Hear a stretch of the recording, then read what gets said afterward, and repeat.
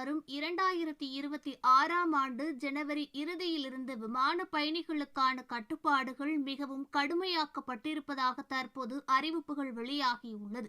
இது தொடர்பாக பிற நாடுகளில் இருந்து தங்கள் நாட்டுக்கு வரும் விமான நிறுவனங்களுக்கு சிங்கப்பூர் குடிவரவு மற்றும் சோதனை சாவடிகள் ஆணையமான ICE தற்போது நோட்டீஸ் அனுப்பியுள்ளது. அதில் சிங்கப்பூர் வரும் பயணிகளின் விவரங்கள் மற்றும் ஆவணங்களை முன்கூட்டியே அனுப்பி வைக்க வேண்டும். அதனை ஆய்வு செய்த பிறகு தகுதியான ஆவணங்கள் இருந்தால் மட்டுமே அவர்கள் சிங்கப்பூர் வர அனுமதிக்கப்படுவார்கள்.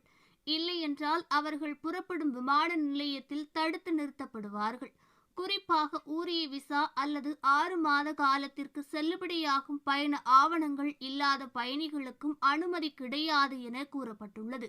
இதனால் சிங்கப்பூர் செல்ல விரும்பும் பயணிகள் விமான டிக்கெட் எடுப்பதற்கு முன் ICE தளத்தின் வழியாக நுழைவு அனுமதிக்கு விண்ணப்பிக்க வேண்டும்.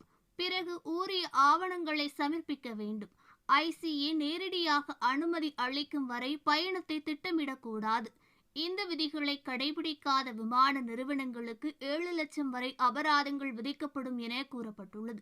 மேலும் தகுதியான ஆவணங்கள் இல்லாத பயணியை பயணிக்க அனுமதித்தால் அந்த விமான நிறுவன ஊழியருக்கு 6 மாதங்கள் வரை சிறை தண்டனை விதிக்கப்படும் என கூறப்பட்டுள்ளது.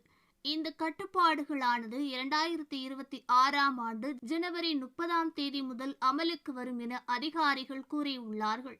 உலகளவில் மிகவும் பாதுகாப்பான நகரங்களில் சிங்கப்பூர் முன்னிலை வகிக்கிறது. இதனைத் தொடர்ந்து உறுதி செய்யும் விதமாக விமான நிறுவனங்களில் கடுமையான கட்டுப்பாடுகளை அந்நாட்டு அரசு விதித்து வருகிறது என்பதும் குறிப்பிடத்தக்கது.